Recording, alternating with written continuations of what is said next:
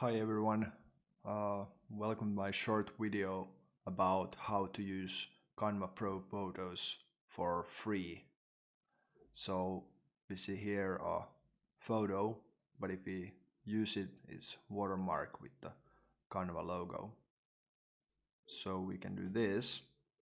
Let's go and inspect the element, select the inspector, select the photo, and now we have a link here to the unwatermarked photo, and simply save it like so. Now let's open the photo. We can see the photo, we can see its properties. It's actually not that bad quality for a thumbnail photo.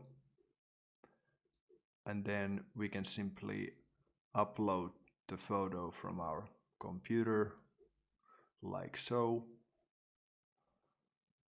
And now we can use it. Of course, it's not as good quality as the photo from the folder, but it's still quite good.